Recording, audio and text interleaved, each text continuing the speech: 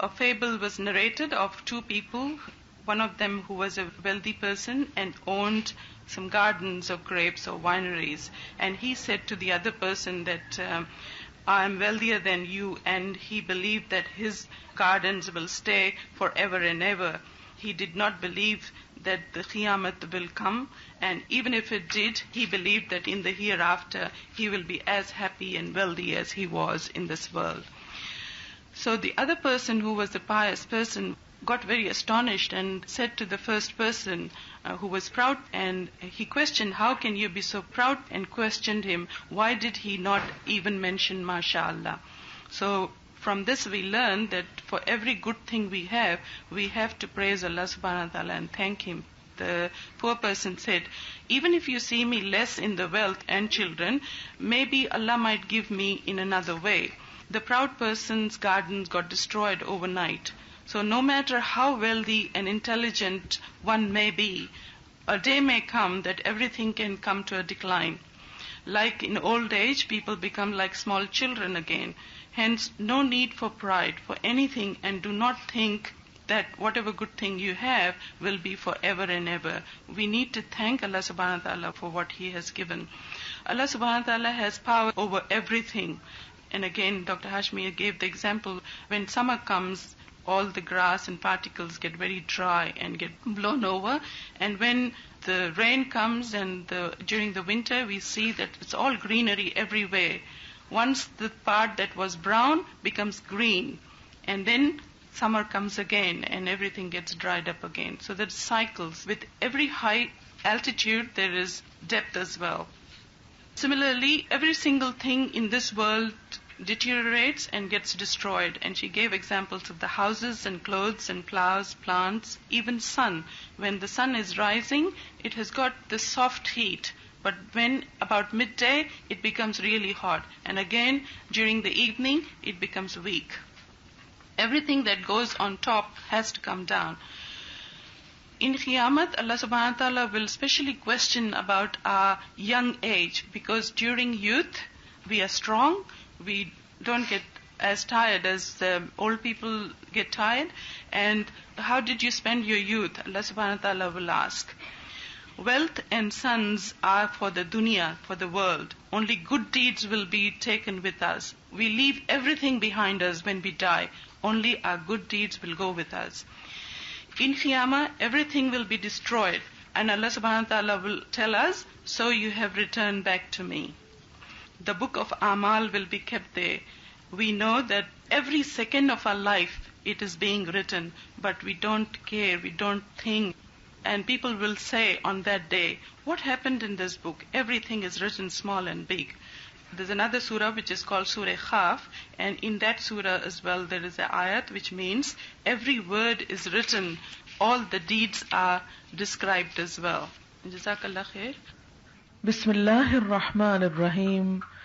وَإِذْ قُلْنَا لِلْمَلَائِكَةِ اسْجُدُوا لِآدَمَ فَسَجَدُوا إِلَّا إِبْلِيسَ كَانَ مِنَ الْجِنِّ فَفَسَقَ عَنْ أَمْرِ رَبِّهِ أَفَتَتَّخِذُونَهُ وَذُرِّيَّتَهُ أَوْلِيَاءَ مِنْ دُونِي وَهُمْ لَكُمْ عَدُوٌّ بِئْسَ لِلظَّالِمِينَ بَدَلًا مَا أَشْهَدتُّهُمْ خَلْقَ السَّمَاوَاتِ وَالْأَرْضِ وَلَا خَلْقَ أَنفُسِهِمْ وَمَا كُنْتُ مُتَّخِذَ الْمُضِلِّينَ عَضُدًا وَيَوْمَ يَقُولُ نَادُوا شُرَكَائِيَ الَّذِينَ زَعَمْتُمْ فَدَعُوهُمْ فَلَمْ يَسْتَجِيبُوا لَهُمْ وَجَعَلْنَا بَيْنَهُمْ مَوْبِقًا وَرَأَى الْمُجْرِمُونَ النَّارَ فَظَنُّوا أَنَّهُمْ مُوَاقِعُوهَا وَلَمْ يَجِدُوا عَنْهَا مَصْرِفًا وَلَقَدْ صَرَّفْنَا فِي هَذَا الْقُرْآنِ لِلنَّاسِ مِنْ كُلِّ مَثَلٍ وَكَانَ الْإِنسَانُ أَكْثَرَ شَيْءٍ جَدَلًا وَمَا مَنَعَ النَّاسَ أَن يُؤْمِنُوا إِذْ جَاءَهُمُ الْهُدَى وَيَسْتَغْفِرُوا رَبَّهُمْ إِلَّا أَن تَأْتِيَهُمْ سُنَّةُ الْأَوَّلِينَ أَوْ يَأْتِيَهُمُ الْعَذَابُ قُبُلًا وَمَا نُرْسِلُ الْمُرْسَلِينَ إِلَّا مُبَشِّرِينَ وَمُنذِرِينَ وَيُجَادِلُ الَّذِينَ كَفَرُوا بِالْبَاطِلِ لِيُدْحِضُوا بِهِ الْحَقَّ وَاتَّخَذُوا آيَاتِي وَمَا أُنذِرُوا هُزُوًا ومن اظلم ممن ذکر بآیات ربہ فأعرض عنها ونسی ما قدمت یداہ انا جعلنا على قلوبهم اکنۃ ان یفقہوہ وفی آذانہم وقرا وان تدعوہم الی الہدى فلن یہتدوا اذا ابدا وَرَبُّكَ الْغَفُورُ ذُو الرَّحْمَةِ لَوْ يُؤَاخِذُهُم بِمَا كَسَبُوا لَعَجَّلَ لَهُمُ الْعَذَابَ بَل لَّهُم مَّوْعِدٌ لَّن يَجِدُوا مِن دُونِهِ مَوْئِلًا۔ شروع کرتی ہوں اللہ کے نام سے جو بے انتہا مہربان نہایت رحم فرمانے والا ہے۔ اور جب ہم نے فرشتوں کو حکم دیا کہ تم آدم کو سجدہ کرو تو ابلیس کے سوا سب نے سجدہ کیا، یہ جنوں میں سے تھا۔ اس سے پتہ چلتا ہے کہ شیطان جنوں میں سے تھا، فرشتوں میں سے نہیں تھا جیسے بعض لوگوں کا خیال ہے۔ اس نے اپنے پروردگار کی نافرمانی کی، کیا پھر بھی تم اسے اور اس کی اولاد کو مجھے چھوڑ کر اپنا دوست بنا رہے ہو؟ یہاں اللہ تعالیٰ شکوہ کر رہے ہیں کہ ابلیس نے تو میری بات نہیں مانی اور تم میرے بندے ہو کر اس کی بات مانتے ہو، میرے دشمن کی بات مانتے ہو۔ اس سے ایک بہت اہم اصول زندگی کے لیے پتہ چلتا ہے کہ وَلَا تُطِعْ مَنْ أَغْفَلْنَا قَلْبَهُ عَنْ ذِكْرِنَا وَاتَّبَعَ هَوَاهُ وَكَانَ أَمْرُهُ فُرُطًا، کہ ایسے شخص کی پیروی نہ کرو جس کے دل کو ہم نے اپنی یاد سے غافل کر دیا۔ یہاں بھی یہی بات پتہ چل رہی ہے کہ شیطان کی بات نہ مانو کیونکہ وہ اپنے رب کا نافرمان ہے۔ اسی طرح انسانوں میں سے ان انسانوں کی بات نہ مانو جو اپنے رب کی نافرمانی کرتے ہیں یا رب کی نافرمانی کا حکم دیتے ہیں۔ یہاں اللہ تعالیٰ اپنے بندوں سے شکوہ کرتے ہیں کہ سب کچھ تو میں نے تم کو دیا، یعنی مجھ سے تم نے لیا، یہ سب میری عنایتیں ہیں، اور جواباً تم بندگی شیطان کی کرو، حالانکہ وہ تم سب کا دشمن ہے۔ ایسے ظالموں کا کیا ہی برا بدل ہے۔ میں نے انہیں یعنی شیطانوں کو آسمانوں اور زمین کی پیدائش کے وقت موجود نہیں رکھا تھا، یعنی آسمان اور زمین کے بنانے میں ان شیاطین کا کوئی حصہ نہیں، کوئی کمال نہیں، کوئی قدرت نہیں، اور نہ خود ان کی اپنی پیدائش میں، اور میں گمراہ کرنے والوں کو اپنا مددگار بنانے والا بھی نہیں۔ یعنی ایسی چیز یعنی شیطان جو دوسروں کو بھٹکانے کا سبب ہے، میں اس کو اپنا مددگار کیوں کر بناؤں؟ کیونکہ اللہ تعالیٰ تو بندوں کا خیر خواہ ہے، انہیں سیدھا راستہ دکھاتا ہے، جبکہ شیطان بھٹکاتا ہے۔ تو یہ دو متضاد قوتیں ہیں، ان دونوں کا اکٹھ ہو بھی کیسے سکتا ہے؟ اور جس دن وہ فرمائے گا کہ تمہارے خیال میں جو میرے شریک تھے انہیں پکارو، یہ پکاریں گے لیکن ان میں سے کوئی بھی جواب نہ دے گا۔ یعنی دنیا میں اللہ کے سوا جن جن کی عبادت ہوتی ہے ان کو پکارا بھی جائے تو قیامت کے دن پکارنے پر کوئی بھی سامنے نہ آئے گا۔ ہم ان کے درمیان ہلاکت کا سامان کر دیں گے، اور گناہگار جہنم کو دیکھ کر سمجھ لیں گے کہ وہ اسی میں جھونکے جانے والے ہیں، یعنی دوزخ سامنے دیکھ کر انہیں اپنا انجام یاد آ جائے گا، لیکن اس سے بچنے کی جگہ نہ پائیں گے۔ ہم نے اس قرآن میں ہر طریقے سے تمام کی تمام مثالیں لوگوں کے لیے بیان کر دی ہیں، لیکن انسان سب سے زیادہ جھگڑالو ہے۔ یعنی جب اسے کوئی بات سمجھائی جاتی ہے تو ماننے کی بجائے بحث شروع کر دیتا ہے، جھگڑا کرتا ہے کہ یہ تو بہت مشکل ہے، یہ تو ناقابل عمل ہے، یہ تو ہو نہیں سکتا۔ لوگوں کے پاس ہدایت آ چکنے کے بعد انہیں ایمان لانے اور اپنے رب سے استغفار کرنے سے صرف اسی چیز نے روکا کہ اگلے لوگوں کا سا معاملہ انہیں بھی پیش آئے یا ان کے سامنے کھلم کھلا عذاب آ موجود ہو۔ یعنی لوگ توبہ کرنے میں دیر کس لیے لگاتے ہیں کہ عذاب کا انتظار کرتے ہیں، اور اگر عذاب سامنے آ جائے تو پھر استغفار یا توبہ کرنا فائدہ دیتا ہی نہیں۔ جیسے حدیث پاک میں آتا ہے کہ ان اللہ یقبل توبۃ العبد ما لم یغرغر، کہ اللہ بندے کی توبہ اس وقت تک قبول کرتے ہیں جب تک کہ اس کے گلے میں آواز غرغر کی نہ آ جائے، یعنی جان نکلنے نہ لگے۔ لیکن اگر عذاب دیکھ کر، عذاب کے فرشتے دیکھ کر کوئی شخص توبہ کرنے لگتا ہے تو اس وقت تو پھر توبہ قبول نہیں ہوتی، کیونکہ وہ تو صرف شامت ٹالنے کی بات ہوتی ہے۔ ہم تو اپنے رسولوں کو صرف اسی لیے بھیجتے ہیں کہ وہ خوشخبریاں سنا دیں اور ڈرا دیں. کافر لوگ باطل کے سہارے جھگڑتے ہیں اور چاہتے ہیں کہ اس سے حق کو لڑکھڑا دیں. انہوں نے میری آیتوں کو اور جس چیز سے ڈرایا جائے اسے مذاق بنا ڈالا ہے. اس سے بڑھ کر ظالم کون ہے جسے اس کے رب کی آیتوں سے نصیحت کی جائے پھر بھی وہ منہ موڑ جائے. ایسا شخص اپنے اوپر خود ظلم کرنے والا ہے کہ جس کے سامنے ہدایت موجود ہو اور وہ اس سے منہ پھیر کے چلا جائے، اور جو کچھ اس کے ہاتھوں نے آگے بھیج رکھا ہے اسے بھول جائے، یعنی اپنے اعمال اور اپنے کرتوت بھول جائے. بے شک ہم نے ان کے دلوں پر پردے ڈال دیے ہیں کہ وہ اسے نہ سمجھیں، اور ان کے کانوں میں گرانی ہے، بوجھ ہے. گو تو انہیں ہدایت کی طرف بلاتا رہے لیکن یہ کبھی بھی ہدایت نہیں پانے کے. یعنی جن لوگوں نے نہ ماننے کا ارادہ کر لیا ہے دل میں کہ ہم نے ماننا نہیں، پھر ان کو جتنا بھی کچھ بتا دو وہ مان کے نہیں دیتے. تیرا پروردگار بہت ہی بخشش والا اور مہربانی والا ہے.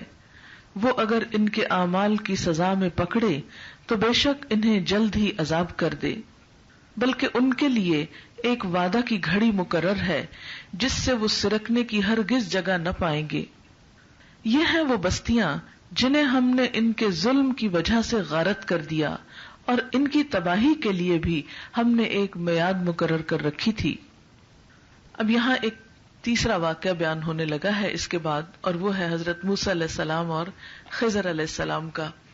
اس واقعے کا مختصر پس منظر یہ ہے، بخاری کی روایت میں آتا ہے کہ موسیٰ علیہ السلام سے کسی نے پوچھا کہ کیا آپ سے بھی زیادہ علم رکھنے والا کوئی ہے؟ تو انہوں نے کہا کہ میرے خیال میں کوئی نہیں، یا میں کسی ایسے کو نہیں جانتا جو مجھ سے بھی زیادہ جانتا ہو. تو اللہ تعالیٰ کو شاید یہ بات اچھی نہ لگی، تو اللہ تعالیٰ نے موسیٰ علیہ السلام سے کہا کہ تم جاؤ اور میرے ایک ایسے بندے سے ملو جو تم سے بھی زیادہ علم رکھتا ہے اور وہ حقائق جانتا ہے جو تم نہیں جانتے. اس واقعے میں استاد اور شاگرد کے درمیان جیسا تعلق ہونا چاہیے کچھ اس کا ذکر بھی ہے، اور پھر وہی مادہ پرستی کا توڑ بھی ہے کہ انسان کو جو کچھ ظاہر نظر آتا ہے اور انسان اس کو بہت بڑی چیز سمجھتا ہے، حقیقت میں ہر چمکنے والی چیز سونا نہیں ہوا کرتی. اس لیے انسان کو صرف ظاہریت پہ نہیں مٹنا چاہیے، ہر چیز کی حقیقت اور اسپرٹ اور اندر کی جو خوبی ہے اس پر بھی توجہ رکھنی چاہیے، خواہ وہ اپنی ذات کے اندر ہو یا وہ اپنی ذات سے باہر ہو.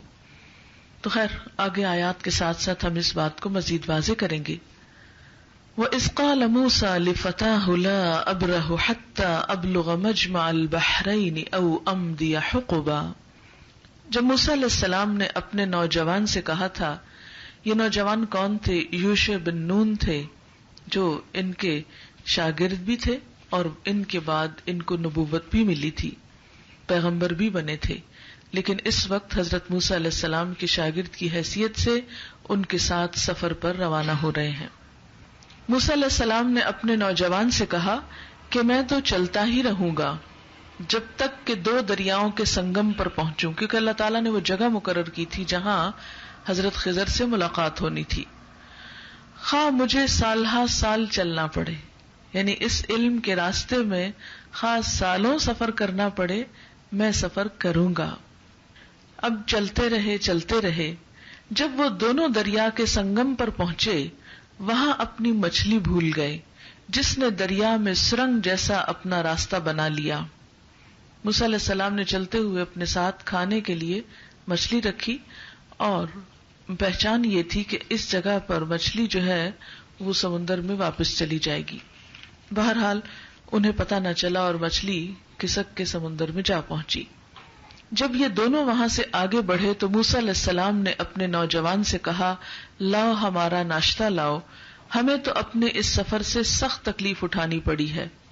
یعنی بہت عرصہ چلنے کے بعد جب ان کو بھوک لگی، کھانے کے لیے بیٹھے تو اپنے شاگرد سے کہا کہ کھانا لاؤ، ہمیں بہت تھکن ہو گئی ہے.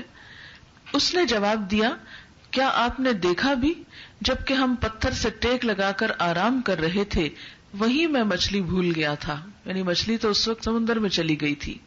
دراصل شیطان نے ہی مجھے بھلا دیا کہ میں آپ سے اس کا ذکر کروں. اس مچھلی نے ایک انوکھے طور پر دریا میں اپنا راستہ بنا لیا. موسیٰ علیہ السلام نے کہا یہی تو تھا جس کی ہمیں تلاش تھی، چنانچہ وہیں سے اپنے قدموں کے نشان ڈھونڈتے ہوئے واپس لوٹے. اس سے یہ بھی پتہ چلتا ہے کہ انبیاء علیہم السلام کے پاس غیب کا علم نہیں ہوتا.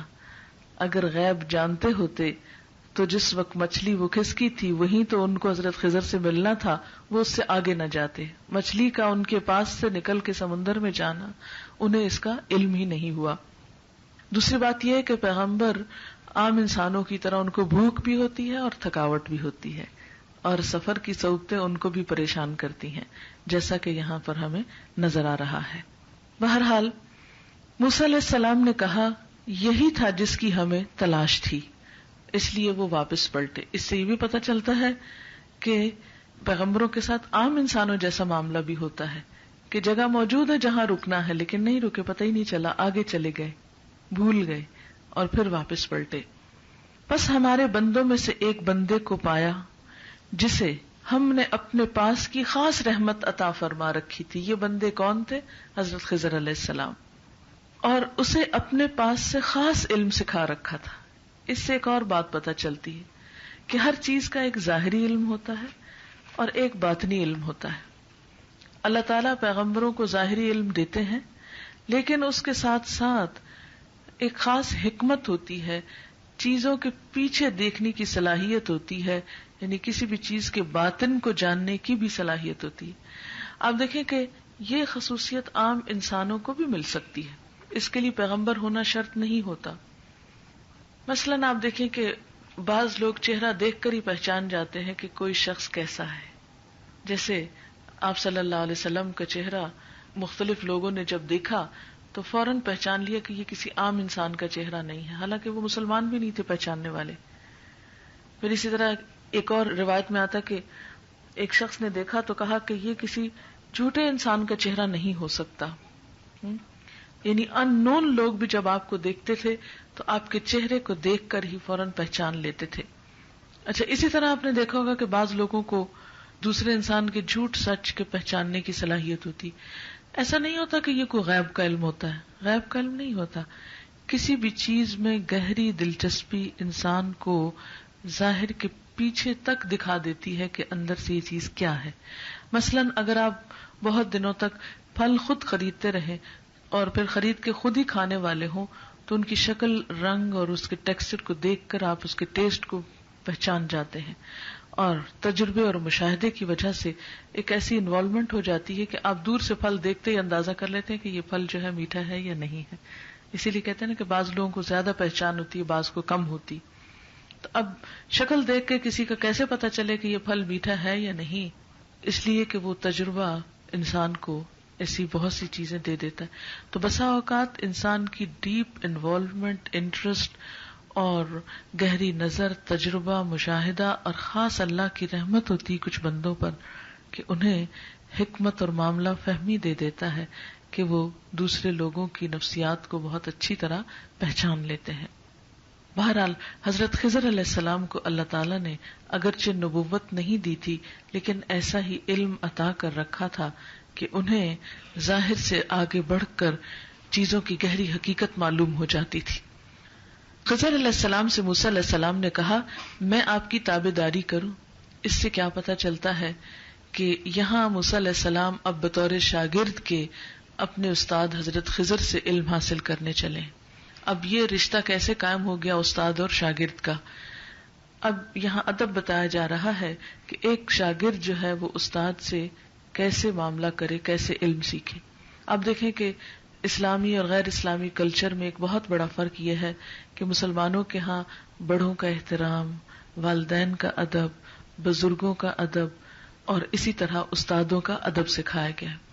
کچھ دوسرے معاشروں میں یہ چیز ناپید ہو سکتی ہے اور ہو سکتا ہے کہ ہمارے بچے یہاں پر جو پڑھنے والے ہیں ان کو اسکولوں میں یا اس کلچر میں یہ بات نہ سکھائی جاتی ہو اور کسی حد تک مورلز اور ویلیوز سکھائی بھی جاتے ہوں لیکن ان کی اتنی اہمیت نہ ہو.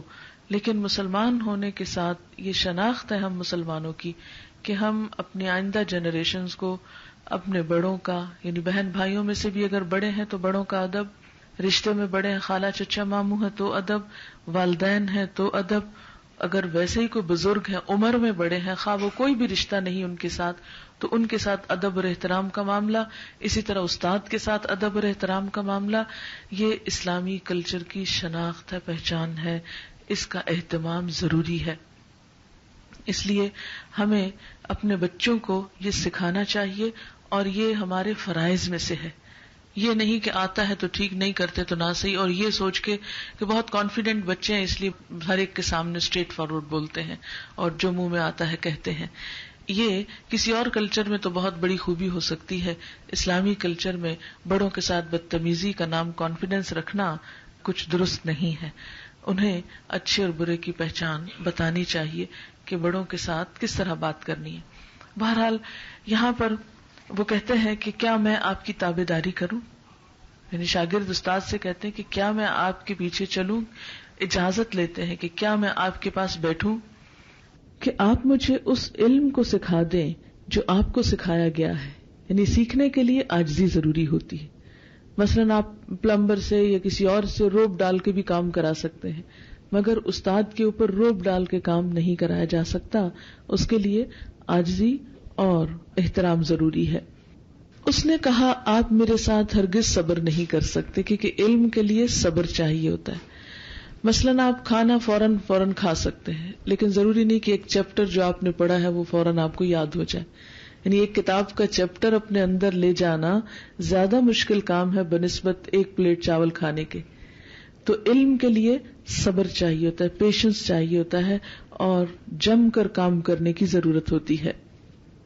اور جس چیز کو آپ نے اپنے علم میں نہ لیا ہو اس پر صبر کر بھی کیسے سکتے ہیں کہ انسان جن چیزوں کے بارے میں جانتا نہیں، صبر ہی نہیں آتا.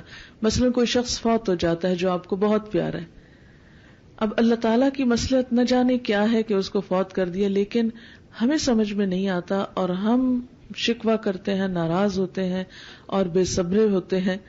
تو اس لیے صبر اس وقت آتا ہے جب انسان کو کسی چیز کی حقیقت معلوم ہو جاتی ہے کہ یہ ایسا کیوں ہوا، ورنہ تو انسان یہی پوچھتا رہتا ہے کہ میرے ساتھ کیوں ہو گیا. بہت سے لوگوں کو آپ نے دیکھا ہوگا کہ جب ان کے کوئی عزیز فوت ہو جاتے ہیں یا ان کو زندگی میں کوئی دکھ یا غم یا تکلیف آتی ہے تو وہ بار بار یہی کہہ کے پریشان اور بے چین ہوتے ہیں کہ دوسرے تو اچھے بھلے ہیں، میرے ساتھ ایسا کیوں ہوا ہے. لیکن جب انسان کو پتہ چل جاتا ہے کہ کیوں ہوا ہے تو پھر چین آ جاتا ہے، پھر انسان خاموش ہو جاتا ہے. یہی غیب کے پردے میں اللہ تعالیٰ نے چھپا رکھا ہے کہ دنیا میں اللہ تعالیٰ وجہ نہیں بتاتے، صرف ٹیسٹ لیتے ہیں، اور کل قیامت کے دن وجہ معلوم ہوگی اور پھر اس صبر کا جو صلہ ہے وہ وہاں پر دیا جائے گا. تو صبر کیسے آتا ہے؟ انسان کا اللہ تعالیٰ پر اعتماد اور بھروسہ کرنا. اگر میرے رب نے میرے لیے یہی چاہا ہے تو اسی میں بہتری ہوگی، اسی میں خیر ہوگی. موسیٰ علیہ السلام نے جواب دیا کہ انشاءاللہ آپ مجھے صبر کرنے والا پائیں گے اور کسی بات میں آپ کی نافرمانی نہ کروں گا. اس سے کیا پتہ چلتا ہے کہ ایک شاگرد کو کیسا ہونا چاہیے کہ جیسے استاد کہے ویسا ہی کام کرے. اگر استاد ایک سبق کو 10 دفعہ پڑھنے کے لیے کہتا ہے یا لکھنے کو کہتا ہے یا زبانی یاد کرنے کو کہتا ہے یا کسی بھی طرح اس کو تیار کرنے کو کہتا ہے، اس کے ایکسپیریمنٹ کرنے کو، تو شاگرد کو استاد کی بات ماننی چاہیے. کیوں؟ اس لیے کہ استاد شاگرد کے مقابلے میں علم میں، تجربے میں، سمجھ میں آگے ہوتا ہے، اور رہنمائی کا کام اس وقت تک ہو نہیں سکتا جب تک کہ استاد کی بات مانی نہ جائے. اس نے کہا اچھا، اگر آپ میرے ساتھ ہی چلنے پر اصرار کرتے ہیں تو یاد رہے کسی چیز کی نسبت مجھ سے کچھ نہ پوچھنا جب تک کہ میں خود اس کے بارے میں تذکرہ نہ کروں. اب ہم اکٹھے چلیں گے، میں آپ کو کچھ سکھاؤں گا، لیکن میرے کسی عمل پر کوسچن نہیں کرنا کہ آپ یہ کیوں کر رہے ہیں. پھر وہ دونوں چلے یہاں تک کہ ایک کشتی میں سوار ہوئے. بخاری کی روایت میں آتا ہے کہ جب کشتی پہ بیٹھے، یہ قرآن پاک میں نہیں آتا، حدیث میں آتا ہے، تو اتنے میں اڑتی اڑتی ایک چڑیا آئی، وہ کشتی کے کنارے پہ بیٹھی اور اس نے سمندر میں ڈبکی کر کے ایک قطرہ پانی کا اپنی چونچ میں لیا اور پھر اڑ گئی.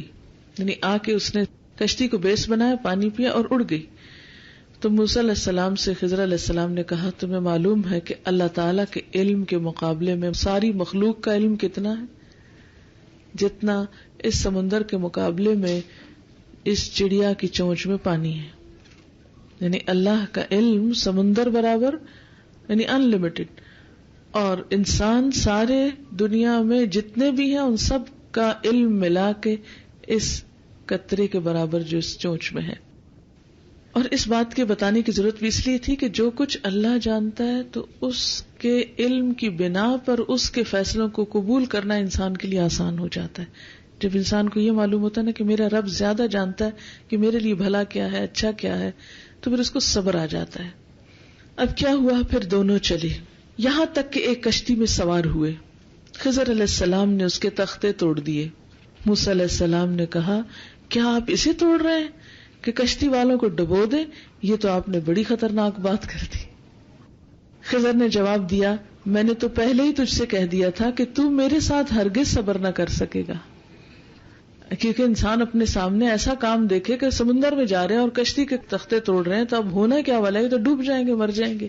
یہ تو نیچرل ری ایکشن تھا. اب بظاہر تو یہ بات بالکل غلط لگ رہی تھی کہ کسی کی کشتی کو خراب کر دیا جائے، لیکن انہوں نے کہا دیکھا میں نے کہا تھا نا تم صبر نہیں کرو گے. موسیٰ علیہ السلام نے جواب دیا میری بھول پر مجھے نہ پکڑیے، یعنی میں بھول گیا تھا کہ مجھے بولنا نہیں، آپ جو مرضی کریں، اور مجھے اپنے کام میں تنگی میں نہ ڈالیے، یعنی آپ معاف کر دیجیے، دل تنگ نہ کیجیے. پھر دونوں چلے یہاں تک کہ ایک لڑکے کو پایا. خضر علیہ السلام نے اس کو مار ڈالا. موسیٰ علیہ السلام نے کہا کیا آپ نے ایک پاک جان کو بغیر کسی جان کے عوض مار ڈالا؟ کیونکہ شریعت میں تو یہی ہے کہ جان کے بدلے جان، تو اس بے گناہ کو کیوں مار دیا آپ نے؟ بے شک آپ نے تو بڑی ناپسندیدہ حرکت کی. وہ کہنے لگے میں نے تم سے کہا نہیں تھا کہ تم میرے ساتھ رہ کر ہرگز صبر نہیں کر سکتے؟ موسیٰ علیہ السلام نے جواب دیا اگر اب اس کے بعد میں آپ سے کسی چیز کے بارے میں سوال کروں تو بے شک آپ مجھے اپنے ساتھ نہ رکھنا. یقیناً آپ میری طرف سے عذر کو پہنچ چکے، یعنی میں نے ایکسکیوز دے دی آپ کو. پھر دونوں چلے ایک گاؤں والوں کے پاس آ کر ان سے کھانا مانگا تو انہوں نے ان کی مہمانداری سے صاف انکار کر دیا، یعنی کھانا نہیں دیا. دونوں نے وہاں ایک دیوار پائی جو گرنا چاہتی تھی. خضر علیہ السلام نے اسے ٹھیک اور درست کر دیا، یعنی جنہوں نے کھانا نہیں دیا ان کی دیوار بنا دی. موسیٰ علیہ السلام کہنے لگے اگر آپ چاہتے تو اس پہ اجرت لے لیتے. اس نے کہا بس یہ جدائی ہے میرے اور تیرے درمیان.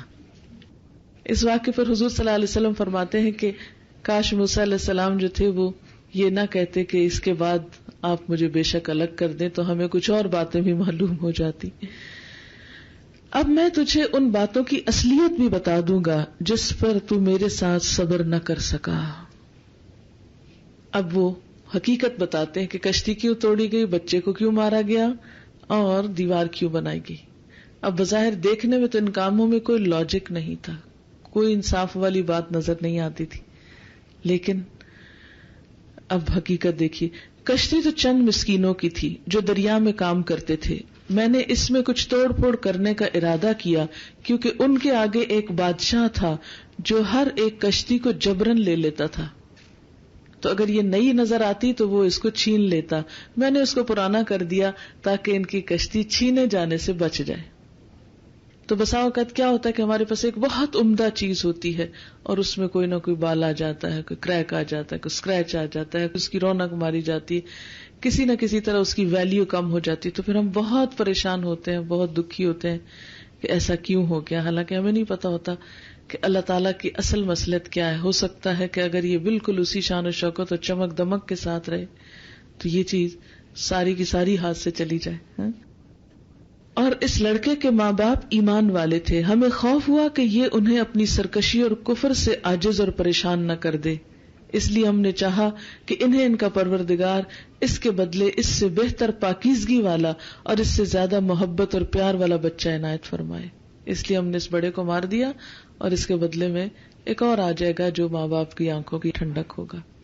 بعض اوقات انسان سے کوئی اس کا عزیز ترین وقتی طور پہ بہت اچھا انسان چلا جاتا ہے، لیکن اللہ تعالیٰ کیوں لے لیتے ہیں؟ ہو سکتا ہے کہ آئندہ سالوں میں وہ شخص ویسا نہ رہے. کسی کو بھی بدلتے دیر تو نہیں لگتی، پتہ تو نہیں چلتا، کسی کا ایمان چلا جائے یا کسی کا کچھ اور چلا جائے.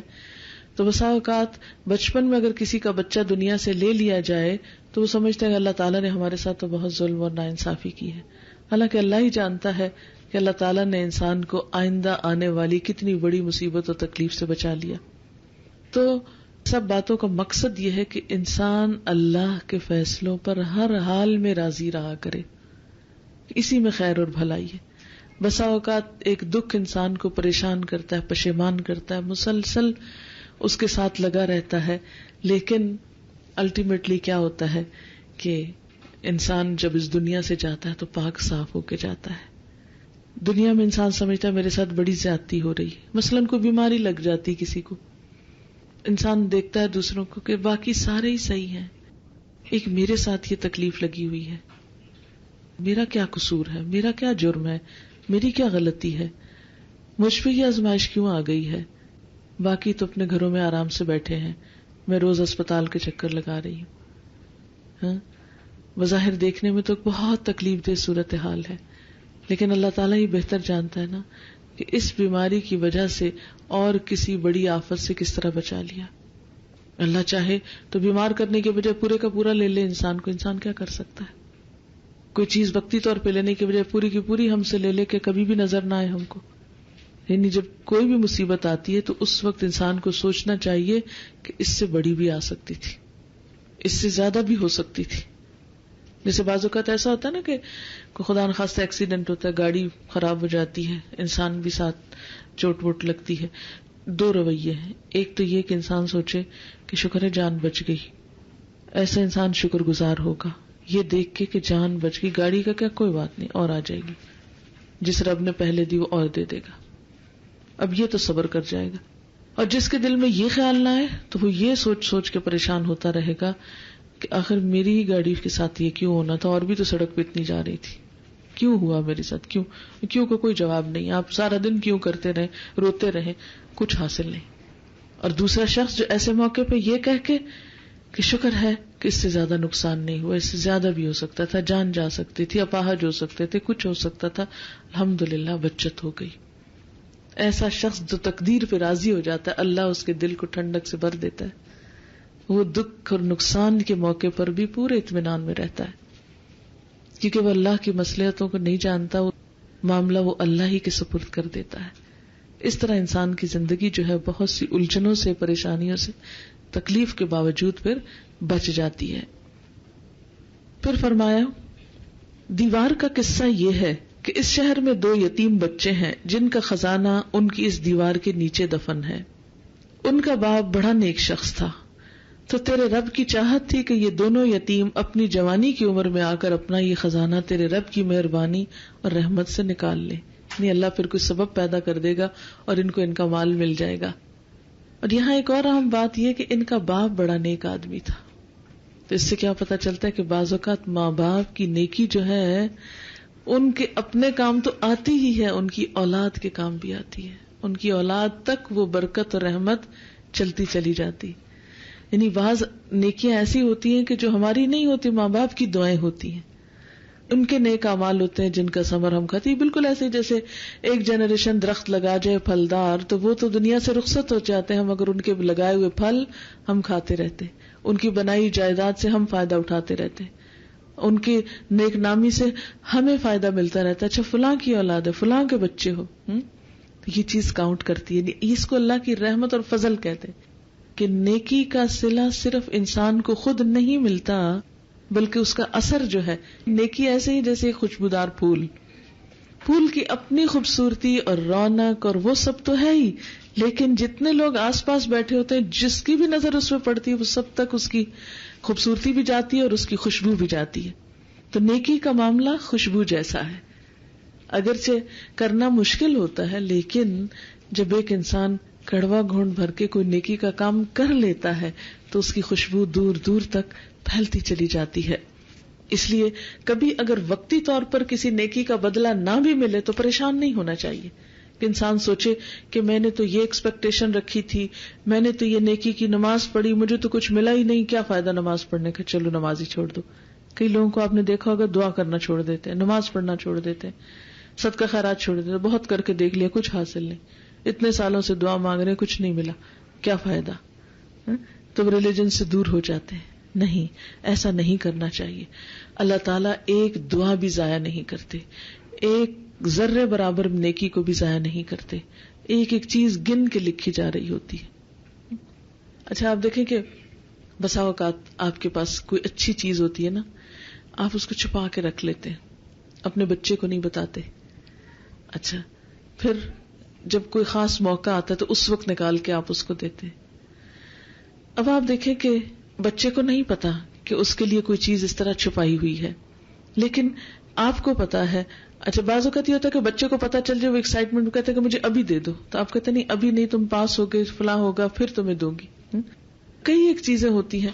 تو ماں باپ کو یہ پتا ہوتا ہے کہ بچوں کو ابھی اگر یہ چیز مل گئی تو وہ ان کو اسپائل کر دے گی، اگر ٹھہر کے دیں گے تو وہ اس سے صحیح فائدہ اٹھائیں گے. تو بچے کے رونے دھونے کے باوجود آپ اس سے وہ چیز ہٹا کے رکھ دیتے. مثلا سویٹ دینے کی بات ہوتی ہے تو آپ کہتے پہلے کھانا کھا لو پھر دوں. اب بچہ کہتا نہیں پہلے مجھے دے دو، وہ ضد کرتا ہے مجھے پہلے سویٹ مل جائے. ماں کو پتا ہوتا ہے پہلے سویٹ مل گئی یہ کھانا نہیں کھائے گا اور اس کی صحت خراب ہو جائے گی. اسی طرح ہم تھوڑے دلے انسان کیا کہتے ہیں، جو دل میں آ جائے سما جائے یہ مل جائے، ہم کہتے ہیں اللہ تعالیٰ بس ابھی یہ سویٹ دے دیں ہم کو، اور اللہ تعالیٰ کہتے ہیں ٹھہر جاؤ پہلے تم کچھ اور کر لو پھر دوں گا. تو یہ جو انتظار کرانے کی بات ہے یہ ہمیں سمجھ میں نہیں آتی، لیکن ہماری ہی بھلائی میں ہوتی ہے. ایسے وقت کو بہت اچھے طریقے سے صبر کے ساتھ اور بہت دل تھام کے گزار دینا چاہیے تاکہ زیادہ بہتر نتائج سامنے آئیں. یہ تھی اصل حقیقت ان واقعات کی جن پر آپ سے صبر نہ ہو سکا. اب ایک چوتھا واقعہ ہے سورۃ کہف کا. آپ سے ذوالقرنین کا واقعہ یہ لوگ دریافت کرتے ہیں. ذوالقرنین جو ہے وہ ایک بہت عادل خدا پرست بادشاہ کا نام ہے جس نے دنیا کے ایک بڑے حصے پر حکومت کی. دنیاوی اعتبار سے اس کے پاس بہت طاقت تھی، لیکن اس کے ساتھ ساتھ اس کے دل میں خدا کا خوف تھا، وہ آخرت پر ایمان رکھتا تھا. اس سے کیا پتہ چلتا ہے کہ جو لوگ خدا کو مانتے ہوں، آخرت کو مانتے ہوں، ایسا نہیں کہ وہ دنیا میں ہمیشہ کمتر ہی ہوتے ہیں. ہاں یہ الگ بات ہے کہ جب خدا پرست لوگوں کے پاس حکومت یا طاقت ہوتی ہے تو اس سے انسانیت کو بھلائی زیادہ ملتی ہے. آپ کہہ دیجئے کہ میں ان کا تھوڑا سا حال تمہیں پڑھ کے سناتا ہوں. یعنی ساری کہانی تو یہاں نہیں بیان ہو سکتی، تھوڑی سی بات بتائی جائے گی.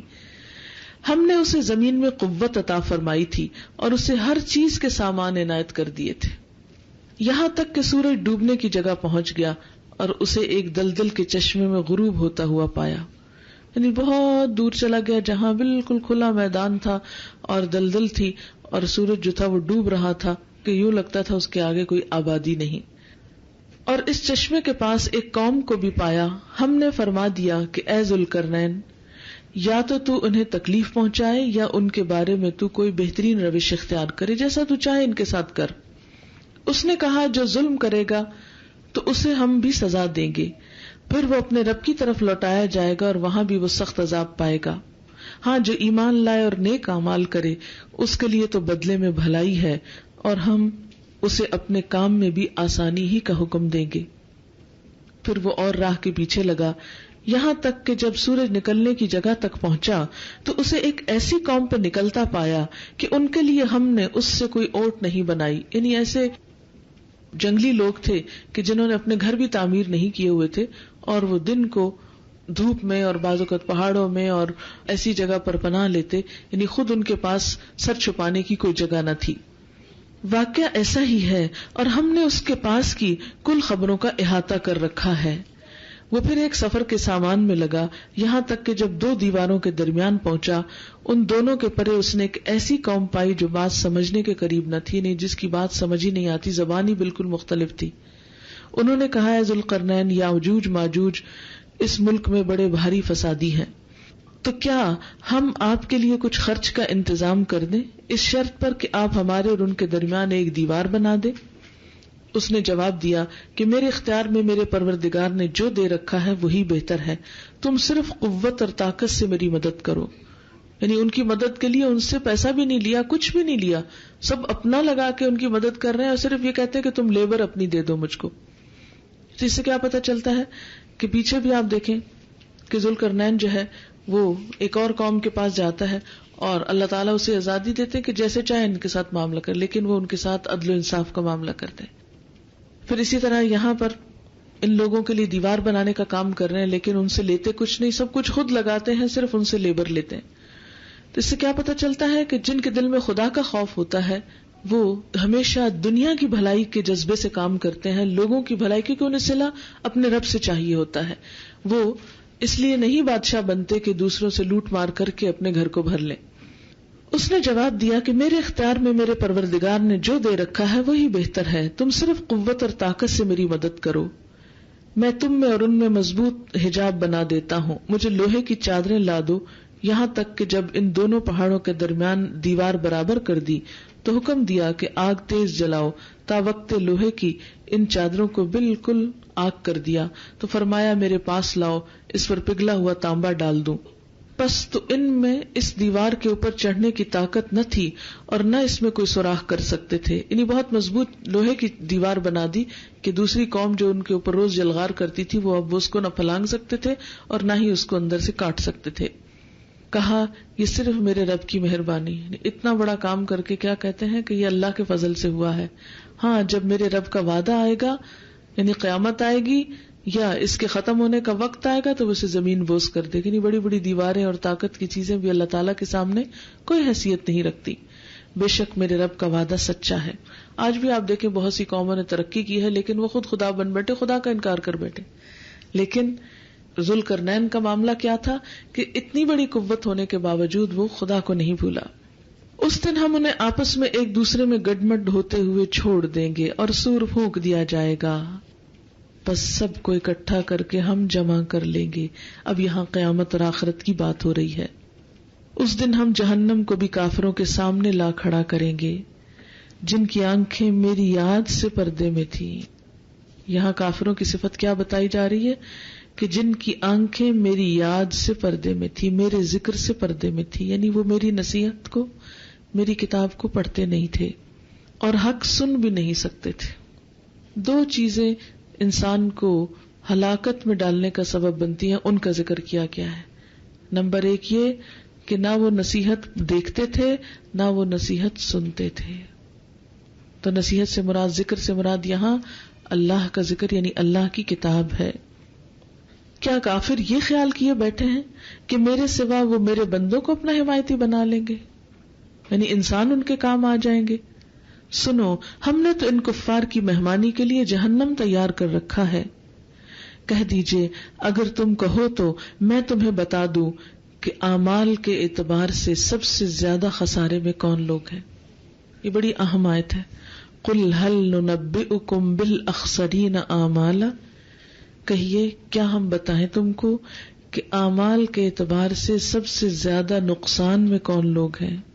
الذین ضل سعیہم فی الحیات الدنیا, وہ لوگ جن کی کوششیں دنیا کی زندگی میں گم ہو گئی, جن کی ساری محنت ساری کوشش صرف دنیا کے لیے تھی اور اس میں آخرت کا کوئی حصہ نہ تھا, نہ کوئی نیت تھی نہ ارادہ تھا اور نہ ہی آخرت کوئی مقصد اور مطلب تھی. اور وہ اسی گمان میں رہے کہ وہ بہت اچھے کام کر رہے ہیں, یعنی بڑی بڑی کوششیں تھی دنیاوی ترقی کے اعتبار سے اور وہ بہت خوش تھے کہ ہم بہت کامیاب لوگ ہیں. یہی وہ لوگ ہیں جنہوں نے اپنے پروردگار کی آیتوں اور اس کی ملاقات سے کفر کیا, اس لیے ان کے اعمال غارت ہو گئے. پس قیامت کے دن ہم ان کا کوئی وزن قائم نہ کریں گے. حال یہ ہے کہ ان کا بدلہ جہنم ہے کیونکہ انہوں نے کفر کیا اور میری آیتوں اور میرے رسولوں کو مذاق میں اڑا دیا.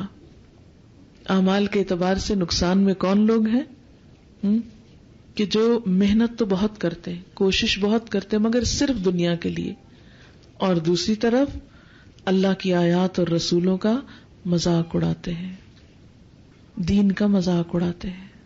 جو لوگ ایمان لائے اور انہوں نے اچھے کام کیے, یقیناً ان کے لیے فردوس کے باغوں کی مہمانی ہے جہاں وہ ہمیشہ رہا کریں گے, جس جگہ کو بدلنے کا کبھی ان کا ارادہ ہی نہ ہوگا. بہت سے لوگ کہتے ہیں نا جنت میں جا کے پھر کیا کرنا, رہنا ہوگا, ہمیشہ رہنا ہوگا, بور نہیں ہوں گے. بس ایک ہی چیز میں ہمیشہ کہتی ہوں, اتنی گھٹیا دنیا میں تو ہم بور نہیں ہوئے آج تک. جینے کو ہی دل چاہتا ہے, مرنے کو نہیں چاہتا جتنی بھی تکلیفیں آئیں. تو وہ جنت جہاں صرف خوشی ہی خوشی ہے, وہاں بوریت کا کیا تصور ہے. یہ تو ان لوگوں نے فلسفے گھڑ رکھے ہیں جو وہاں جانے کے لیے نہ طلب رکھتے ہیں نہ کوشش کرتے ہیں، اور جو جانے کے لیے محنت کر رہے ہیں اور اس کے لیے امیدوار ہیں، ان کو یہ کہہ کے ہلاتے ہیں کہ کیا فائدہ وہاں جانے کا، وہاں تو بوریت ہوگی، یعنی نہ خود جاؤ نہ کسی کو جانے دو. فرمایا اس جگہ کے بدلنے کا خیال بھی کبھی ان کو نہ آئے گا. بوریت تو دور کی بات، ان کے دل میں یہ بات بھی نہ آئے گی کہ ہم یہاں سے کہیں اور جائیں. کہہ دیجئے کہ اگر میرے پروردگار کی باتوں کے لکھنے کے لیے سمندر سیاہی بن جائے تو وہ بھی میرے رب کی باتوں کے ختم ہونے سے پہلے ہی ختم ہو جائے گا. ہاں اس جیسی سیاہی ہم اور لے آئیں، اللہ کی باتیں تو ختم ہو ہی نہیں سکتی. آپ کہہ دیجئے کہ میں تو تم جیسا ہی ایک انسان ہوں. ہاں میری طرف وہی آتی ہے کہ سب کا معبود صرف ایک ہی معبود ہے، تو جسے بھی اپنے رب سے ملنے کی آرزو ہو اسے چاہیے کہ نیک اعمال کرے اور اپنے رب کی عبادت میں کسی کو بھی شریک نہ کرے، یعنی نیت خالص اس کی خوشی ہو، اس کی رضا ہو. تو یہ ہے سورۃ کہف. اچھا انگلش ٹرانسلیشن کریں گے؟ آجائے. بسم اللہ الرحمن الرحیم. And remember when we said to the angels, prostrate yourselves unto Adam, so they prostrated themselves except Iblis. He was one of the jinn. He disobeyed the command of his Lord. Will you then take him, Iblis, and his offspring as protectors and helpers rather than me, while they are enemies to you? What an evil is the exchange for the Zalimun. I, Allah, made them, Iblis and his offspring, not to witness, nor took their help in the creation of the heavens and the earth, and not even their own creation, nor was I to take the misleaders as helpers. And remember the day he will say, call those so-called partners of mine whom you pretended. Then they will cry unto them, but they will not answer them. And we shall put mawbih, which is a barrier, between them. And the mujrimun shall see the fire and apprehend that they have to fall therein, and they will find no way of escape from there. And indeed we have put forth every kind of example in this Quran for mankind. But man is ever more quarrelsome than anything. And nothing prevents men from believing now when the guidance, the Quran, has come to them, and from asking forgiveness of their Lord, except that the ways of the ancients be repeated with them. This is their destruction decreed by Allah, or the torment be brought to them face to face.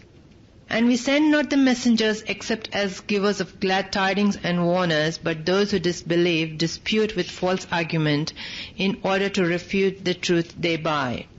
And they treat my ayat and that which they are warned as a jest and mockery. And who does more wrong than he who is reminded of the ayat of his Lord, but turns away from them, forgetting what his deeds have sent forth? Truly we have set veils over their hearts, lest they should understand this, and in their ears deafness. And if you, O Muhammad, call them to guidance, even then they will never be guided. And your Lord is most forgiving, owner of mercy.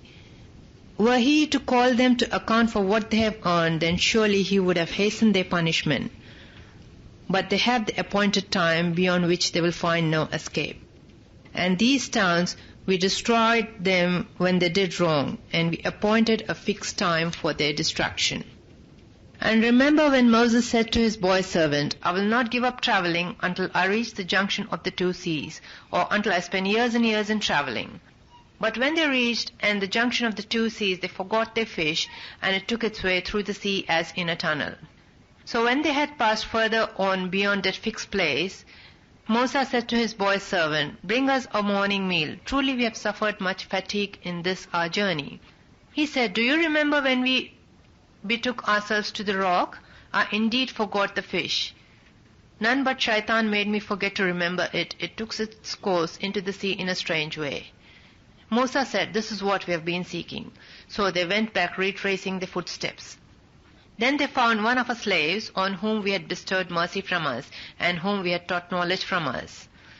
Musa said to him, may I follow you so that you teach me something of that knowledge, guidance and true path which you have been taught by Allah? He, Khizr, said, verily you will not be able to have patience with me. And how can you have patience about a thing which you know not? Musa said, if Allah wills, you will find me patient, and I will not disobey you in aught.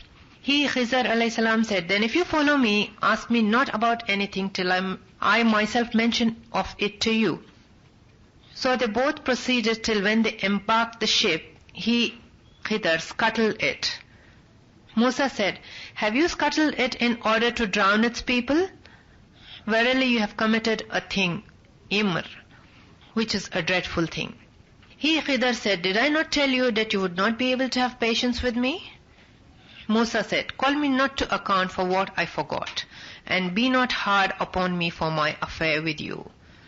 Then they both proceeded till they met a boy, and he, Khidr, killed him. Musa said, have you killed an innocent person who had killed none?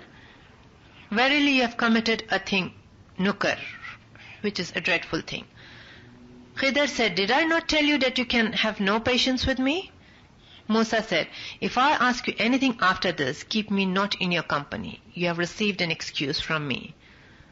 Then they both proceeded till when they came to the people of a town, they asked them for food, but they refused to entertain them. Then they found therein a wall about to collapse, and he, Khidr, set it up straight. Musa said, if you had wished, surely you could have taken wages for it. And Khidr said, this is the parting between me and you. I will tell you the interpretation of those things over which you were unable to hold patience. As for the ship, it belonged to Masakin, who were poor people working in the sea. So I wished to make a defective damage in it, as there was a king behind them who seized every ship by force. And as for the boy, his parents were believers, and we feared lest he should oppress them by rebellion and disbelief. So we intended that the Lord should change him for them for one better in righteousness and nearer to mercy. And as for the wall, it belonged to 2 orphan boys in the town, and therefore was under it a treasure belonging to them. And the father was a righteous man, and your Lord intended that they should attain the age of full strength and take out their treasure as a mercy from your Lord. And I did them not of my own accord. That is the interpretation of those things over which you could not hold patience.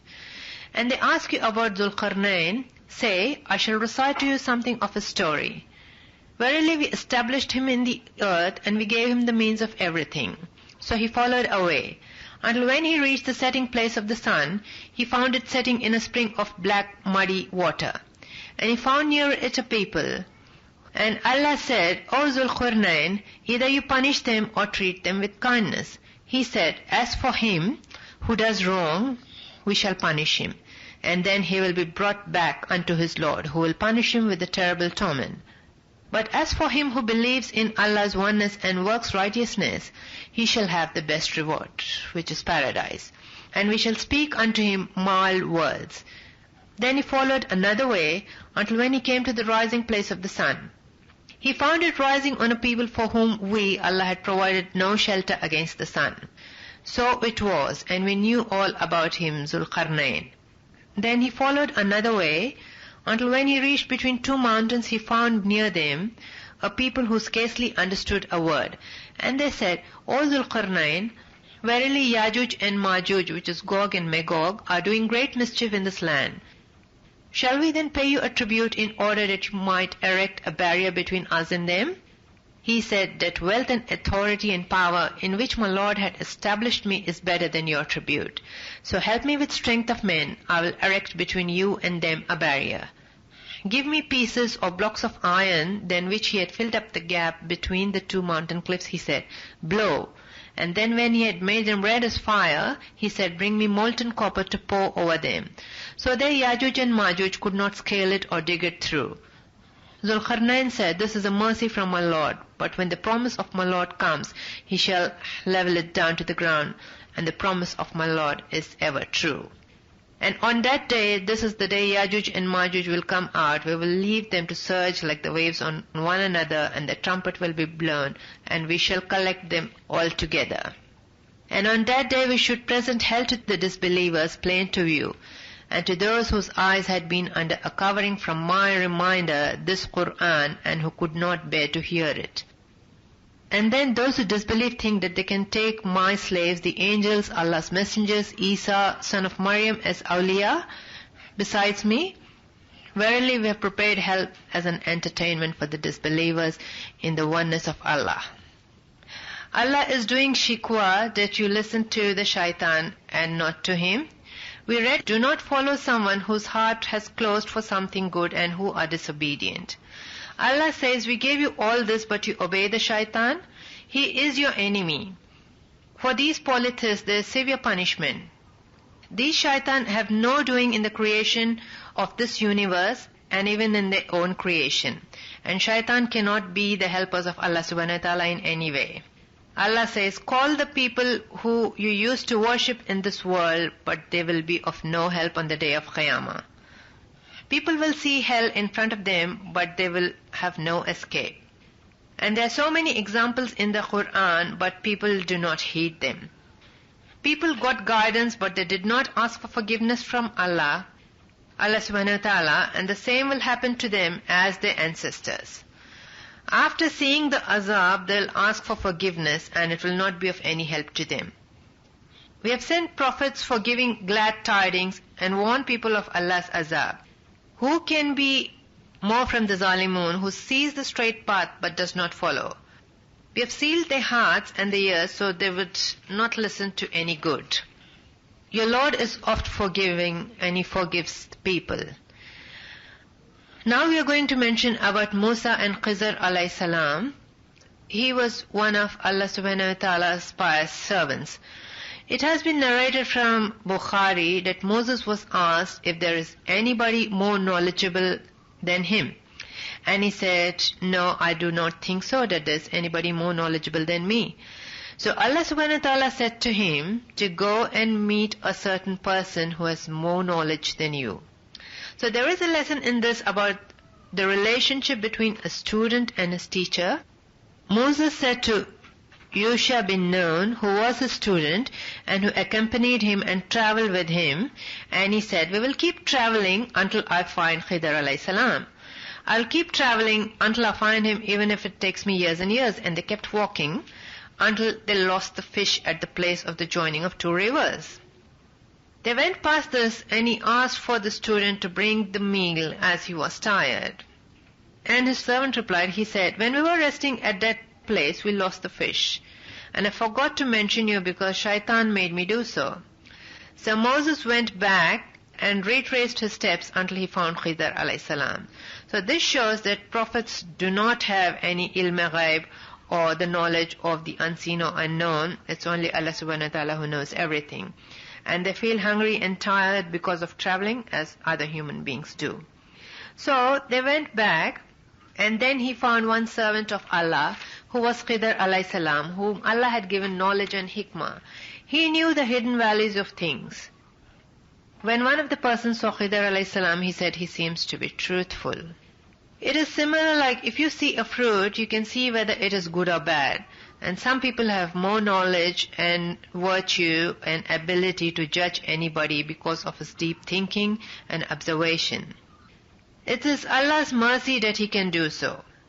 Khidr was not a prophet, but he could look deep into things beyond what appeared apparently. Moses said that I will follow you and be obedient to you. The difference between Muslims and non-Muslims has been made clear in this is the respect for parents and teachers. Our children studying here may not know this or do not think of this as important, but we must teach them to respect their elders and teachers, which is part of Islamic culture. It is our fard, it is our obligation to teach them all this. And they should not be so outspoken to speak whatever comes to their mind, and they should be respectful and they should be taught the way to speak to their elders.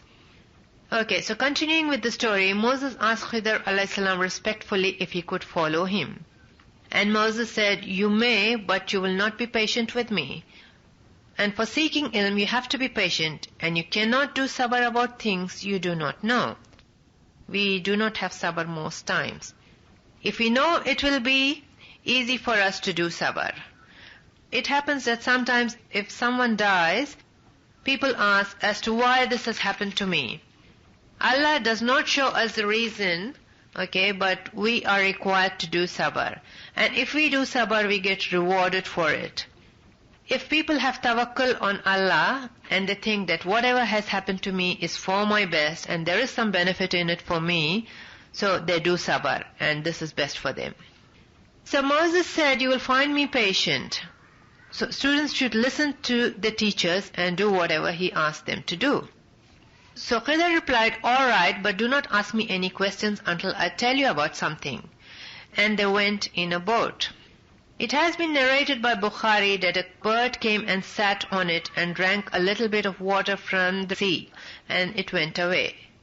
So he said, do you know how much knowledge we have of Allah? It is the same as compared to the water this bird has drank, and Allah's knowledge is as huge and vast as the sea.